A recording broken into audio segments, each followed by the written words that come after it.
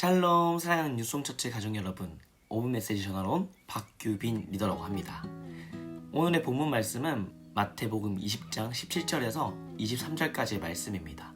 오늘 본문은 예수님과 제자들이 예루살렘에 입성하는 장면으로 시작됩니다. 예루살렘에 오셨다는 것은 이제 십자가에 죽을 날이 가까워졌다는 것을 의미합니다. 17절에서 예수님은 제자들을 불러 하나님을 믿는 사람들의 삶에 있어서 가장 중요한 핵심적인 이야기를 들려주고 있습니다.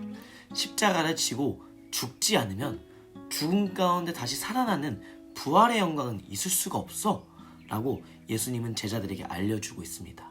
그런데 오늘 이 십자가에 대한 죽음은 처음 이야기하신 것이 아니라 제자들에게 무려 3번이나 이야기하셨습니다. 하지만 이 복음의 소식을 들은 제자들의 태도를 보면은 전혀 예수님의 의중을 파악하지 못하는 모습을 볼 수 있습니다. 예수님은 제자들에게 자신이 죽임당하고 부활할 것을 말씀하시자 매우 근심했다라고 기록되어 있습니다.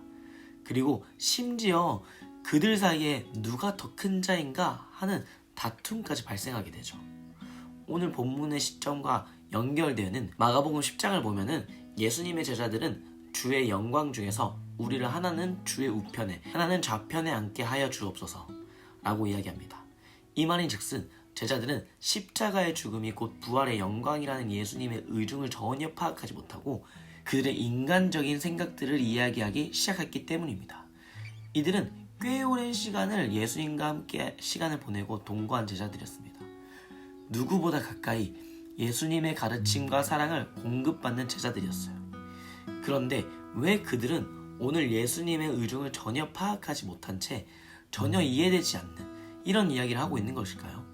많은 시간을 예수님과 함께 했지만 결정적인 순간 그들은 예수님의 의중과 의도가 중요한 게 아닌 그들의 머릿속은 인간적인 걱정과 근심이 돌아가기 시작했고 결국 조급한 생각이 그들의 생각을 사로잡게 됩니다. 그러면 이제 어떻게 해야 되지?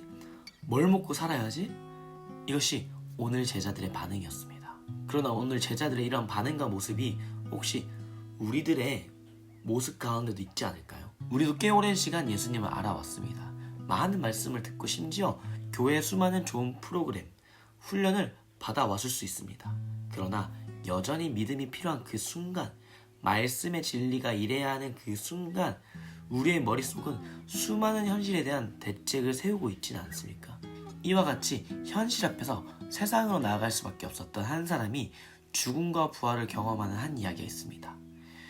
그 또한 어릴 때부터 경건한 신앙인이었던 어머니의 영향으로 신앙적인 훈련을 받았습니다. 하지만 어머니가 폐병으로 돌아가시게 되자 지중해로 오가는 상선의 선장이었던 아버지의 뒤를 따라 배를 타게 됩니다. 그렇게 현생을 쫓아 선원들과 함께 지내면서 성격도 거칠어지고 삐뚤어지게 됩니다. 그는 자라면서 아프리카에서 흑인들을 노예로 잡아오는 노예선에서 일하게 되면서 그는 배 안에서 온갖 나쁜 짓만 골라서 하는 잔인한 사람이 되어버린 것입니다. 그러던 중 그는 배 안에서 토마스 아켄피스의 그리스도를 본받아 라는 책을 우연히 발견하게 되고 읽기 시작했습니다. 그런데 그 책을 읽는 순간 이 십자가의 죽음과 부활의 복음이 깨달아지며 죄인된 나는 십자가 위에서 이미 죽었고 나는 예수 그리스도 안에서 완전히 새로운 존재가 되었구나 라는 변화가 일어나기 시작되었습니다. 그는 눈물을 흘리며 무릎을 꿇고 하나님께 회개하게 되어 그는 하나님의 복음을 전파하는 사명으로 목사의 길을 걸었고 이 사람은 찬송가 405장 나 같은 죄인 살리신을 작사한 바로 존 뉴튼 목사님이십니다. 사랑하는 뉴송 성도 여러분, 나를 향한 십자가 복음의 진정한 의미는 바로 죄인된 내가 예수 그리스도와 함께 못 박혀 죽었고 부활하신 예수님과 함께 새롭게 태어났음을 믿는 것입니다. 우리는 예수님의 제자들과 같이 결정적인 순간 연약한 모습을 하지만 그럴수록 우리가 십자가로 나아가 나의 힘, 나의 욕심과 생각 모든 것을 내려놓고 죽음으로 들어갈 때 진정한 부활의 생명과 자유를 경험하게 될 것입니다. 죽음과 부활의 연합으로 새롭게 되었음을 믿는 믿음으로 정복하고 또 풍성한 열매를 맺는 여러분 되시길 축복합니다. 사랑합니다.